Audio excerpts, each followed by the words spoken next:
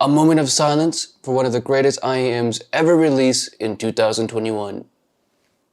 The Yume. Amazing Grace, how sweet the sound. And introducing its permanent replacement, the Midnight. Yume Midnight by SeeAudio and Crinacle. This is the Yume, but just better in every way. The bass, fix. Treble extension, fix. Resolution, fix. If you own the Yume, get the Midnight. If you've been wanting the Yume, get the Midnight. It's as easy as that. Hey friends, welcome back to another video on SeeAudio, and today we have a review of the Midnight by SeeAudio and Crinacle. And in this video, I'll be breaking down the sound for you guys and also be comparing this to a lot of interesting IEMs that you guys requested me to compare this one to, like the Dusk, the 7Hz Timeless Hana 2021, and the Kato. So without further ado, let's jump into it.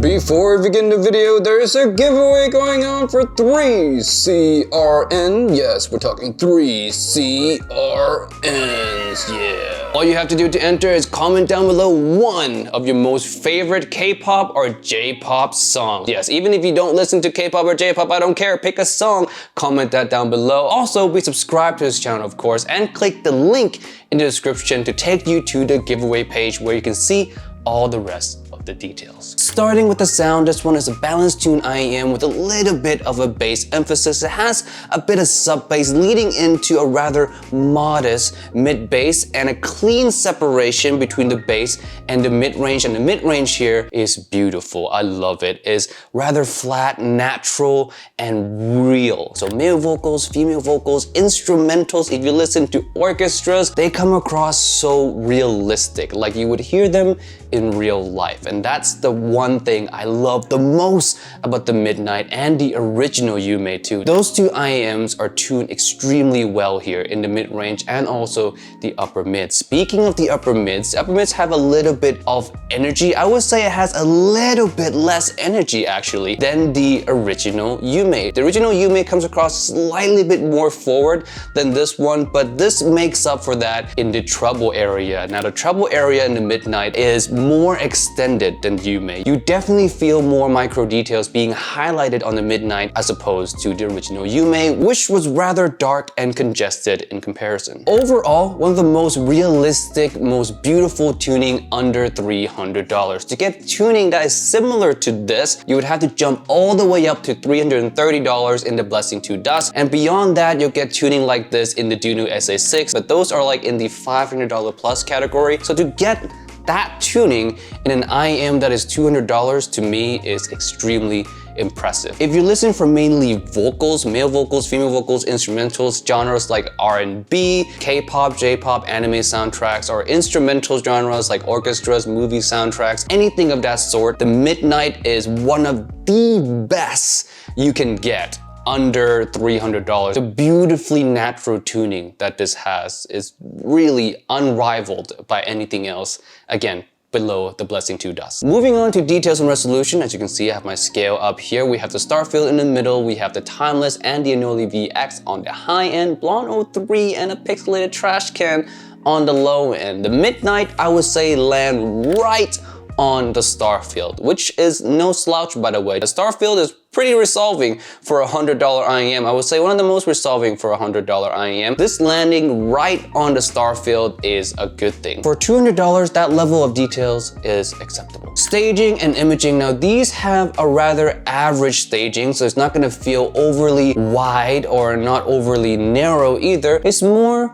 I would say a little bit outside your head. And it has more focus on the width than height. So it is not as grand as some IEMs could be, you know, the big, grand, tall feeling. The Midnight doesn't really have that. It has more of a width focus when it comes to the stage. Imaging wise, I would say it's average as well. It's not pinpoint accuracy, but you can tell left or right. You can tell further and closer instruments. Again, not super clearly, not pinpoint, but not a lot of IEMs can do that anyway. So Again, imaging, soundstage, average, and average in this case is good. All right, it's comparison time, and first up is Midnight versus the original Yume. Now, the original Yume and Midnight are very similar IEMs. The Midnight is supposed to be an upgrade to the Yume, which it is in every way, like I mentioned in the beginning of the video. The Midnight has better mid bass than the Yume, which lacks that bit of mid bass and also lacks a bit of texture in the bass. In general, the Midnight brings forward the bass a little bit more and make it more present while not ever overdoing it. The treble extension on the original Yume is not so good. It's rather dark and it veils and hides a lot of details, making the IEM feel a little bit congested at times. The Midnight fixes that, adding a lot more treble. You can hear a lot more nuances in the song now, and the song just feels more lively in general in comparison to the original. The biggest change, however, is in the resolution. The Midnight is absolutely more resolving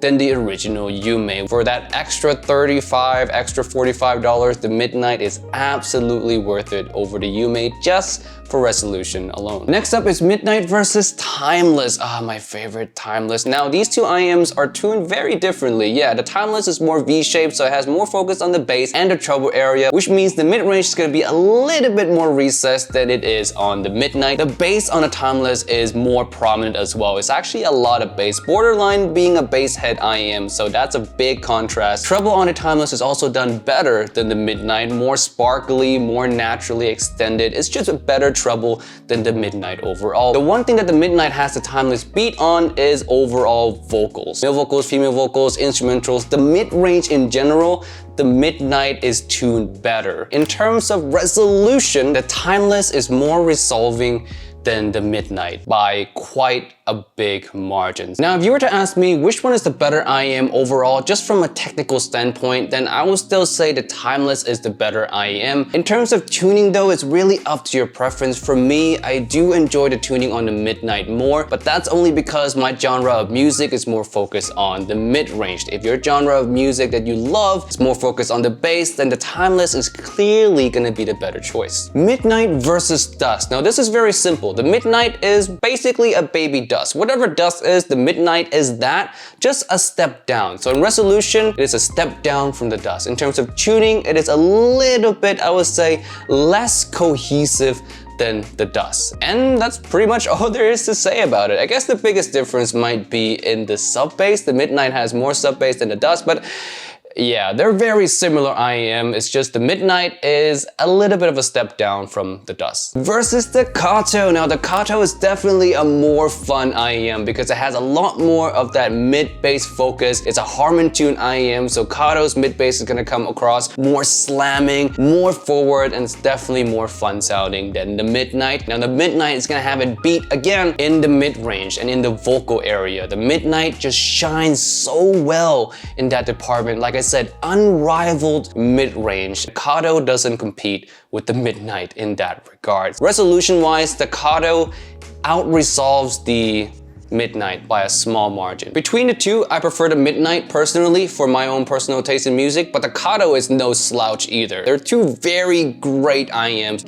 Man, they're like on an even playing field. It depends on your taste which one you go for, but yeah, they're both even, both fantastic. And lastly, the Hana 2021. Now, the Hana 2021 has similar tuning to the Kato, but with more bass and also more energy in the upper mid-range. So the comparison is similar. If you like harmon tune IEMs with more focus on the mid-bass, then you would go with either the Kato or the Hana 2021. But if you want more natural tuned, beautiful vocals, realism in your instruments, then you would go for the Midnight. Resolvability-wise, I would say they're about even in details. I think Hana 2021 slightly beats the Midnight. Slightly, but yeah, that's like splitting hairs at this point. Alright guys, that's it for a review of the Midnight by SeeAudio. I tried to pack in as much information as possible, as many comparisons as possible, so I hope this video was helpful to you guys. I guess in quick summary, ending thoughts, the Midnight is one of the best